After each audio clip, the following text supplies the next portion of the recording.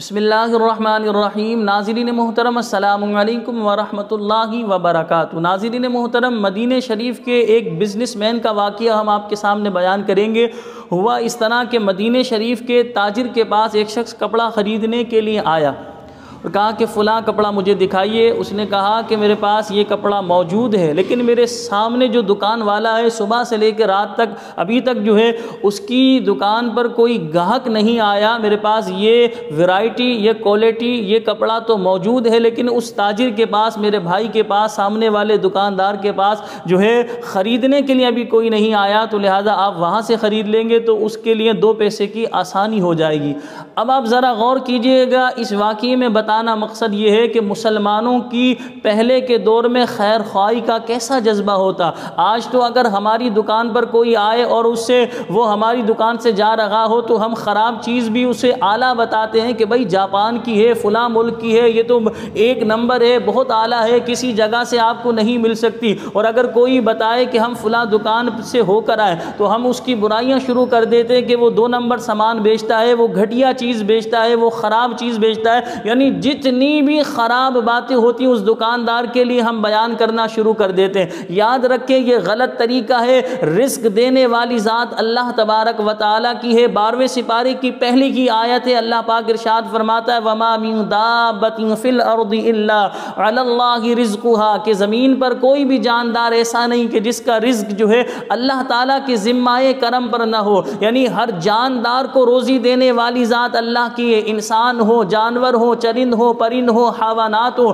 سب کو روزی دینے والا اللہ تعالیٰ ہے۔ ہمارے استاد محترم یہ فرمایا کرتے تھے کہ اللہ تعالیٰ کا یہ کتنا بڑا احسان ہے کہ اللہ تعالیٰ نے رزق کی ذمہ داری اپنے ذمہ کرم پر لی، ورنہ ہم تو استاد محترم یہ فرمایا کرتے تھے کہ ہم تو ایسے لوگ ہیں اگر اللہ تعالیٰ ہمیں روزی کی ذمہ داری دے دیتا تو ہوتا یہ جو ہمارے مزاج کے خلاف کام کرتا ہم اسے رزق نہیں دیتے اور وہ بیچارہ بھوکا ہی مر جاتا۔ اگر ہماری کوئی بات نہیں مانتا ہم اسے رزق نہیں دیتے، وہ بھوکا ہی مر جاتا۔ تو یہ اللہ تعالیٰ کا احسان ہے۔ اللہ پاک کے جہاں بے شمار احسانات ہیں، ان احسانات میں سے ایک احسان یہ کہ اللہ تعالیٰ نے رزق کی ذمہ داری خود اپنے ذمہ کرم پر لی، مخلوق کی ذمہ داری نہیں لگائی۔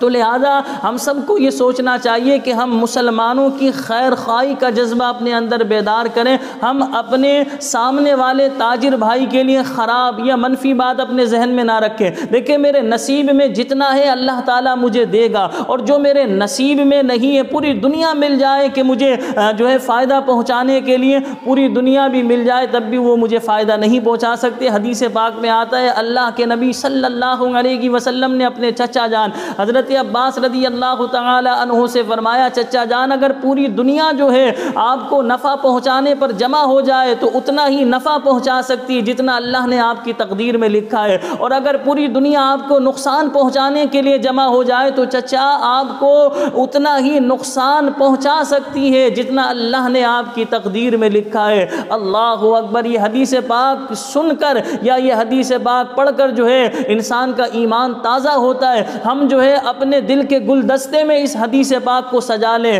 کہ اللہ تبارک و تعالی نفع دینے والا، اللہ تبارک و تعالی ہی عزت و ذلت دینے والا ہے، یہ سب اللہ تعالیٰ کے دست قدرت میں ہے۔ تو اگر پوری مخلوق، بعض دفعہ آپ دیکھیں آپ کسی کو نفع پہنچانا چاہتے ہیں، نفع نہیں پہنچا پا رہے ہوتے، کیوں کہ اس کو آپ نفع نہیں پہنچا سکتے۔ اسی طرح بعض دفعہ انسان کسی کو نقصان پہنچانے کی کوشش کر رہا ہوتا ہے لیکن رب کی ذات حفاظت فرماتی ہے، نقصان بندہ نہیں پہنچا پاتا۔ تو لہذا انسان جو ہے سامنے والے کو اتنا ہی نقصان پہنچا سکتا ہے جتنا اس کے نصیب میں لکھا ہے، اور اتنا ہی نفع پہنچا سکتا ہے جتنا انسان کی تقدیر میں لکھا ہے۔ ہم سب کو اللہ رب العالمین سے ہمہ وقت ڈرتے رہنا چاہیے اور ہمارے اندر ایثار کا جذبہ ہونا چاہیے، خیر خواہی بھلائی کا جذبہ ہونا چاہیے۔ ہم اپنے تاجر بھائی کے لیے اچھی سوچ رکھیں تاکہ اللہ تبارک و تعالی ہمیں بھی نوازے اور سامنے والے کو بھی نوازے۔ ہماری سوچ یہی ہوتی ہے سارا رزق میرے میرے گھر پر آ جائے، ساری روزی میں اپنے گھر پر لاؤں، کبھی بھی ایسا نہیں ہو سکتا کہ ساری روزی میں اپنے گھر پر لے آؤں۔